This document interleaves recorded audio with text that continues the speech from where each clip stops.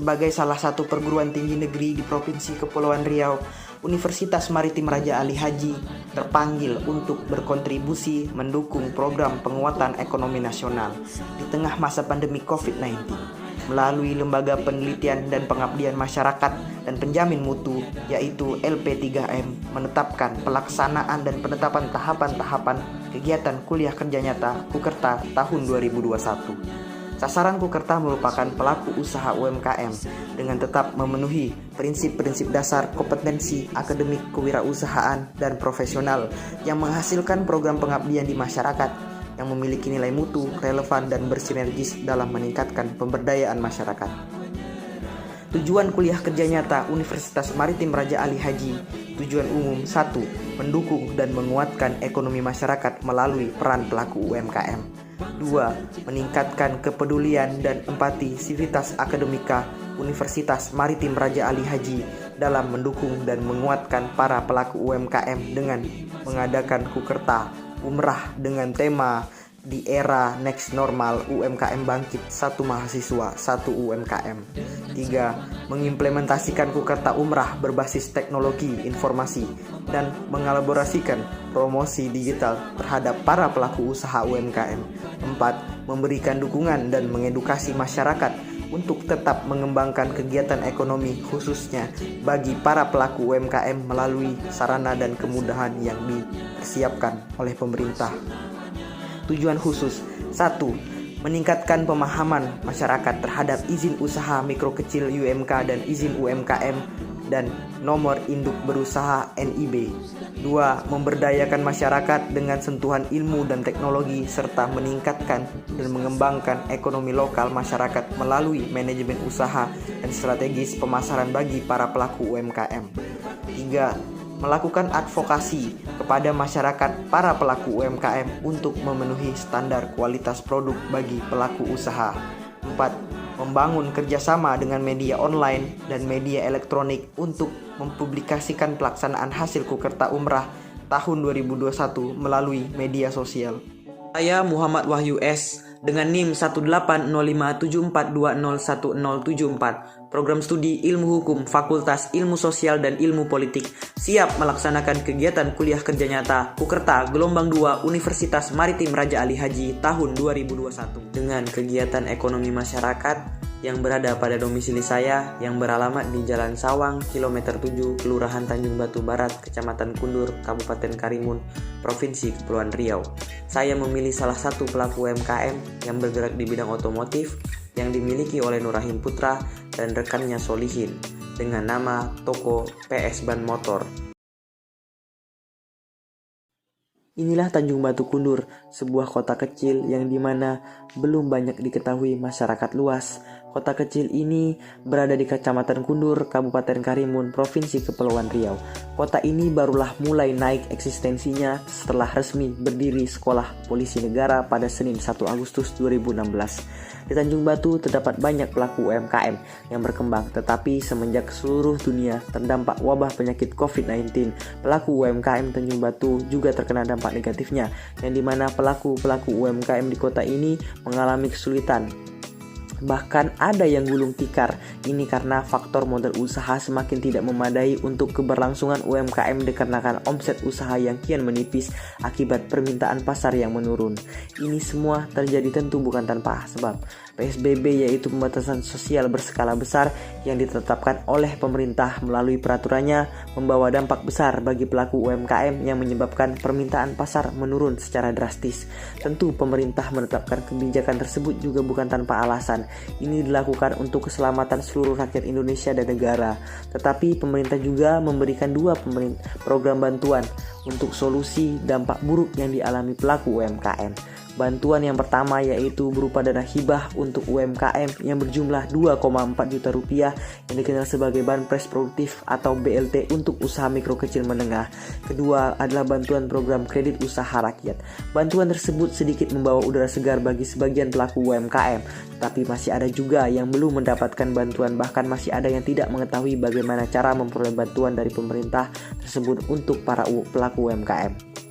persoalan pandemi COVID-19 sangat berpengaruh pada menurunnya produktivitas usaha kecil, mikro, dan menengah di masyarakat. Melalui program pemulihan ekonomi nasional pemerintah pusat tahun 2021, sektor UMKM diharapkan dapat bertahan menghadapi dampak pandemi COVID-19. Salah satunya dengan memperkuat ketahanan pada sektor usaha mikro kecil menengah UMKM melalui kebijakan digitalisasi agar pelaku UMKM dapat bangkit. Program ini akan berpotensi mengurangi dampak bagi pelaku usaha pada masa pandemi dan mengatasi jumlah pengangguran akibat dari pemutusan hubungan kerja.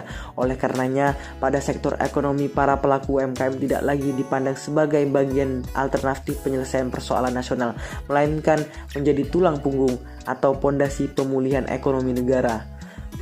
Undang-Undang Nomor 20 Tahun 2008 menjelaskan bahwa 1. Usaha mikro merupakan usaha produktif yang dimiliki masyarakat secara orang perorangan ataupun badan usaha perseorangan dengan kisaran aset sampai 50 juta rupiah. Kemudian untuk beromsetnya diperkirakan sampai pada 300 juta rupiah. 2. Usaha kecil adalah usaha produktif yang berdiri sendiri, dilakukan oleh orang perorangan atau badan usaha, akan tetapi bukan merupakan anak perusahaan dengan jumlah aset ditaksir lebih dari 50 juta rupiah dan beromset sampai 2,5 miliar rupiah. 3. Usaha menengah adalah usaha ekonomi produktif yang berdiri sendiri, dilakukan oleh cabang orang perorangan atau badan usaha, bukan merupakan anak perusahaan dengan jumlah kekayaan bersih mencapai 10 miliar rupiah dan beromset diperkirakan sampai 50 miliar rupiah. Dalam meningkatkan produktivitas pelaku UMKM, perlu untuk diperhatikan kegiatan UMKM bangkit pada program penguatan finansial usaha, peningkatan sumber daya manusia, dan inovasi model digitalisasi pemasaran terkini. Setidaknya 3 komponen ini dapat memperkuat UMKM berkembang di pasar nasional maupun internasional.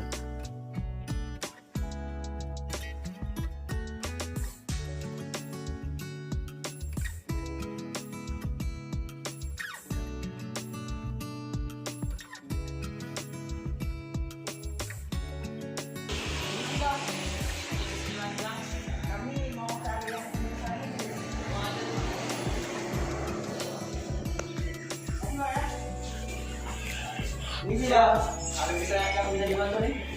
Nama saya Muhammad Wahid S. Nah, di sini saya berasal dari Universitas Raja Ali Haji, Fakultas Ilmu Sosial dan Ilmu Politik, jurusan Ilmu Hukum. Di sini saya mohon izin untuk melaksanakan kuliah kerja nyata, di mana kegiatan kami adalah untuk membantu perizinan usaha Abang. Nah, bagaimana? Apakah saya boleh membantu usaha Abang nih? Kebetulan sekali di tempat kita ini memang belum ada surat izinnya. Jadi silakan aja. Berarti saya akan melaksanakan kegiatan kuliah kerja nyata di sini secara resmi, Bang ya. Terima kasih atas kerjasamanya. Semoga bisa berjalan dengan lancar. Usahanya juga bisa selalu sukses, Bang ya. Bang, ada ban depan berapa? Untuk depan atau belakang ini? Depan lah. Depan. Berarti yang ini. Nah, jadi di belakang ini. Mau ban motor apa? Berapa? Untuk menyimpan ya maksudnya mau dilapor ya, mau ban itu atau ban tambah daging. Ini belakang Bang. Oh, ini tambah daging. Ini 90.000 deh. Oh, kalau yang ini Bang? Ini 125. Baru Bang? Hah, ini udah ulang. Nah, kalau yang ini yang merek baru nih, baru. Berapa Bang?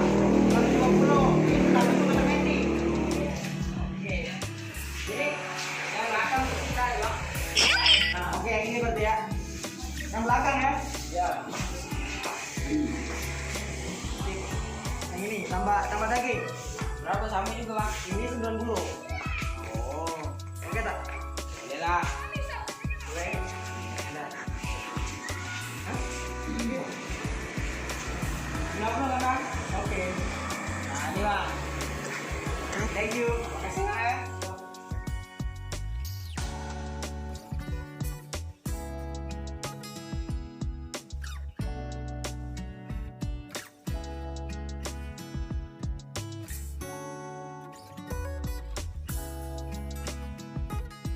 Baiklah, di sini saya akan melakukan wawancara. diwawancara? Insya Allah siap. Baiklah, pertanyaan pertama saya. Usaha Abang sudah berapa lama usaha yang bergerak di bidang otomotif ini Abang jalankan? Lebih kurang 1 tahun lah. Nah, berapakah tenaga kerja yang Abang kerjakan di toko Abang ini? Kebetulan untuk saat ini kita kerjakan 1 orang. Nah, baiklah, apa saja barang yang Abang perjualbelikan di toko Abang ini? Kita terutama di sini kita ada menyediakan ban motor. Motor itu ada dalam ukuran 17, 15. Itu jenis-jenis ban yang kita sediakan saat ini. Ada yang namanya ban vulkanisir. Ban vulkanisir itu ada 2 jenis. Yang pertama sering disebut dengan topres atau lebih dikenal ban celup lah. Oh, berarti ditambah dagingnya lagi gitu. Ya, bersikin tapi kita tambah dagingnya, kita buatkan bunganya lagi gitu. Ada juga yang jenis daur ulang. Daur ulang itu yang diolah lagi dari ban bekas, diolah lagi, dimasak lagi, Dihancurkan lagi ya. proses kembali. Ada juga ban yang udah SNI, Standar Nasional Indonesia. Yang bermerek masih baru Ya, juga di sini. masih baru. Apakah terdapat ban second juga di sini? Ban second kita ada juga ban second. Nah, selain menjual ban motor itu, apakah ada jualan juga? Oli kita menyediakan oli, misalnya oli ada servis kecil-kecil lah. Dan beberapa suku jalan motor yang lain juga ada di sini. Ya. Berarti di sini lumayan lengkap juga penjualan untuk ban motor, Bang. Bisa Allah. Baik. Nah, bagaimana strategi atau teknik pemasaran yang Abang lakukan nih untuk usaha Abang ini? Kita perlu mengutamakan media juga, karena media lebih banyak saat ini banyak dikenal orang lah dengan medianya. Berarti dari Facebook, WhatsApp. Nah, apakah ada perhatian dari pemerintah pusat maupun pemerintah daerah untuk membantu dalam mempermudah dan memajukan usaha Bapak nih selama ini Bapak ada? Untuk saat ini sih belum ada ya, belum ada. Tapi apakah ada program bantuan gitu, tidak ada dana segar atau peminjaman usaha modal usaha gitu? Ada. Udah ada juga sih, tapi belum. Nah, berapakah modal awal yang Bapak keluarkan nih untuk mendirikan usaha Bapak ini kalau boleh tahu? Yang jelas di bawah 50 jutaan Pak. Berarti kisaran segitu lah, Pak. Di bawah 50 jutaan. Nah, apa alasan Bapak mendirikan? Apa alasan Abang nih mendirikan usaha yang bergerak di bidang otomotif? Terutama ya kita inginnya membantu masyarakat lah.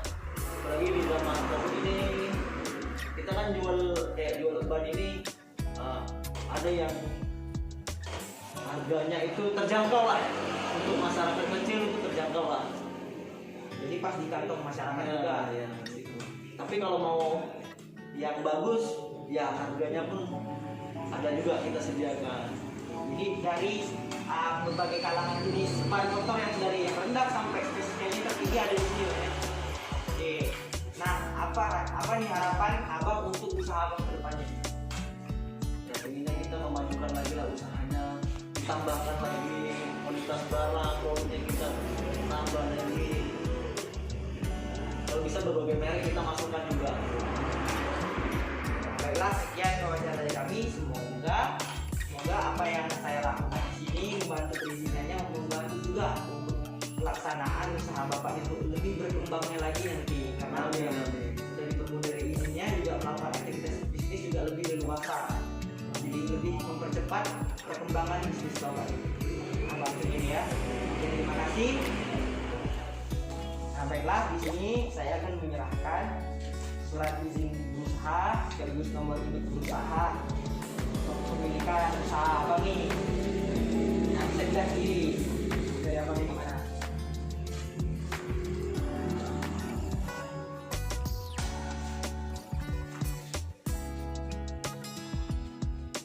Jadi ini sudah bisa berlaku ini.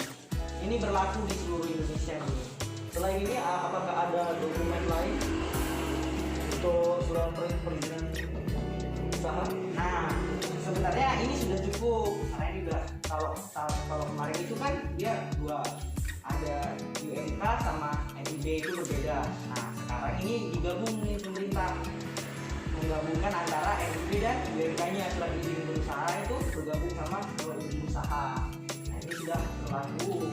Jadi legalitasnya ada. Bisa langsung digunakan lah ya, dipergunakan. Bisa. Ini sah di dalam apa? Untuk usaha Bapak ini sudah sah dan ini sudah legal. Nah, jadi ketika dipertanyakan izin juga kita sudah ada gitu. Nah, di sini saya akan menyerahkan surat izin usaha Bapak sekaligus nomor urut usaha Bapak. Mohon diterima dengan banyak dan dipergunakan dengan sebaik mungkin. Oke, terima kasih.